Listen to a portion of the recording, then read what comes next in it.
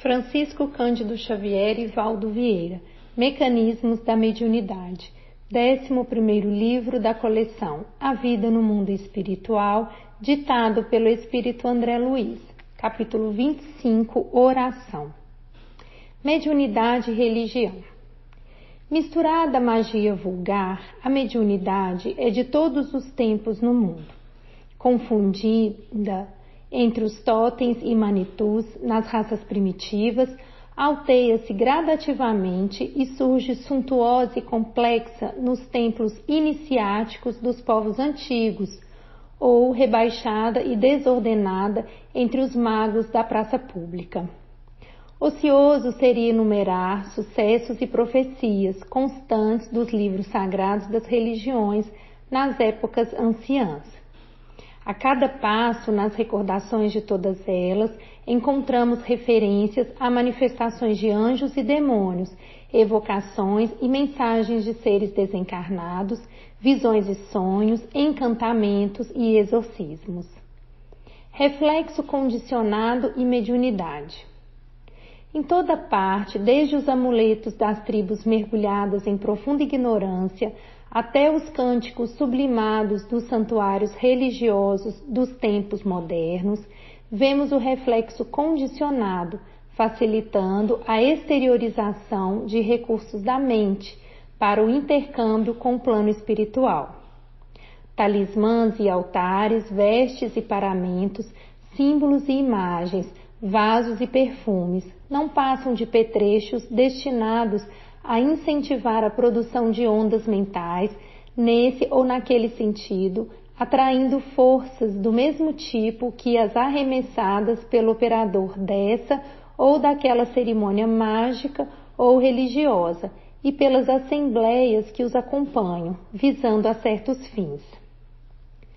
E compreendendo-se que os semelhantes se atraem, o bruxo, que se vale da mandrágora para endereçar vibrações deprimentes a certa pessoa, a esta procura induzir a emissão de energias do mesmo naipe com que, à base de terror, assimila correntes mentais inferiores, prejudicando a si mesma, sempre que não possua a integridade da consciência tranquila.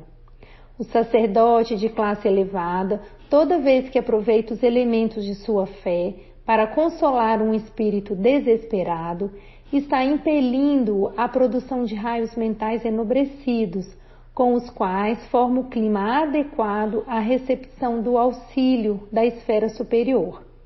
O médico que encoraja o paciente, usando autoridade e doçura, inclina-o a gerar, em favor de si mesmo, oscilações mentais restaurativas, pelas quais se relaciona com os poderes curativos estuantes em todos os escaninhos da natureza.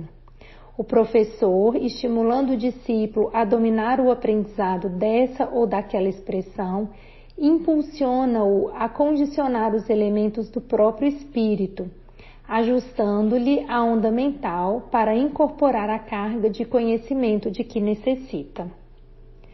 Grandeza da oração. Observamos em todos os momentos da alma, seja no repouso ou na atividade, o reflexo condicionado ou a ação independente da vontade que se segue imediatamente a uma excitação externa, na base das operações da mente, objetivando esse ou aquele gênero de serviço. Daí resulta o impositivo da vigilância sobre a nossa própria orientação, de vez que somente a conduta reta sustenta o reto pensamento, e, de posse do reto pensamento, a oração, qualquer que seja o nosso grau de cultura intelectual, é o mais elevado toque de indução para que nos coloquemos para logo em regime de comunhão com as esferas superiores. De essência divina, a prece será sempre o reflexo positivamente sublime do espírito, em qualquer posição, por obrigá-lo a despedir de si mesmo os elementos mais puros de que possa dispor. No reconhecimento ou na petição, na diligência ou no êxtase, na alegria ou na dor, na tranquilidade ou na aflição, ei-la exteriorizando a consciência que a formula em efusões indescritíveis sobre as quais as ondulações do céu corrigem o magnetismo torturado da criatura, insulada no sofrimento educativo da terra, recompondo-lhe as faculdades profundas. A mente centralizada na oração pode ser comparada a uma flor estelar, aberta ante o infinito, absorvendo-lhe o orvalho nutriente de vida e luz. Aliada à higiene do espírito, a prece representa o comutador das correntes mentais, arrojando-as à sublimação. Equilíbrio e prece. É indispensável compreender que a inteligência encarnada conta com múltiplos meios de preservar o corpo físico em que se demora. Além dos inestimáveis serviços da pele e da mucosa intestinal, que o defendem das intromissões indébitas de elementos físicos e químicos, prontos a lhe arruinarem a estabilidade, o homem consegue mobilizar todo um sistema de quimioterapia bacteriana, atualmente em plena evolução para mais ampla eficiência, com a antibiose ou atuação bacteriostática levada a efeito por determinadas unidades microbianas sobre outras, na vanguarda dos processos imunológicos.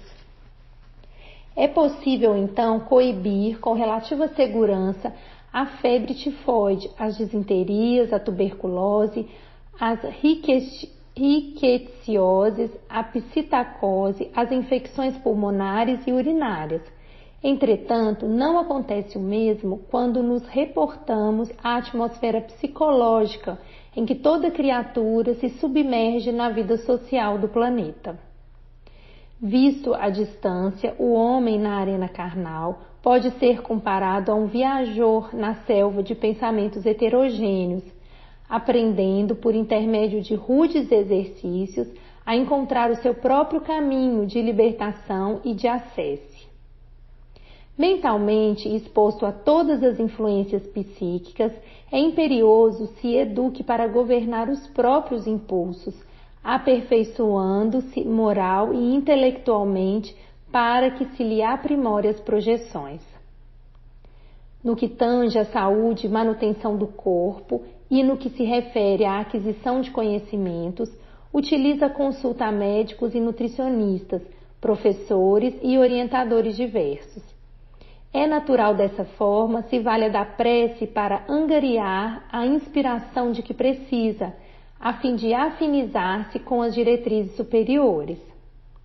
No circuito de forças estabelecido com a oração, a alma não apenas se predispõe a regenerar o equilíbrio das células físicas viciadas ou exaustas, através do influxo das energias renovadoras que incorpora, espontaneamente assimilando os raios da vida mais alta a que se dirige, mas também reflete as sugestões iluminativas das inteligências desencarnadas de condição mais nobre, com as quais se coloca em relação.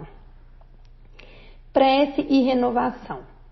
Na floresta mental em que avança, o homem frequentemente se vê defrontado por vibrações subalternas que o golpeiam de rijo, compelindo a fadiga e a irritação, sejam elas provenientes de ondas enfermiças, partidas dos desencarnados em posição de angústia e que lhe partilham o clima psíquico, ou de oscilações desorientadas dos próprios companheiros terrestres desequilibrados a lhe respirarem o ambiente.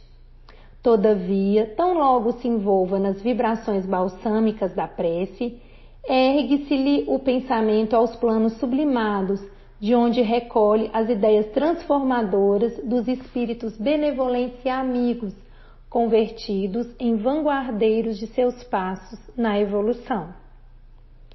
Orar constitui a fórmula básica da renovação íntima, pela qual o divino entendimento desce do coração da vida para a vida do coração. Semelhante atitude da alma, porém, não deve, em tempo algum, resumir-se a simplesmente pedir algo ao suprimento divino, mas pedir, acima de tudo, a compreensão quanto ao plano da sabedoria infinita, traçado para o seu próprio aperfeiçoamento, de maneira a aproveitar o ensejo de trabalho e serviço no bem de todos, que vem a ser o bem de si mesma. Mediunidade e prece. A mediunidade na ordem superior da vida esteve sempre associada à oração, para converter-se no instrumento da obra iluminativa do mundo. Entre os egípcios e hindus, chineses e persas, gregos e cipriotas, gauleses e romanos, a prece expressando invocação ou louvor, adoração ou meditação, é o agente refletor do plano celeste sobre a alma do homem.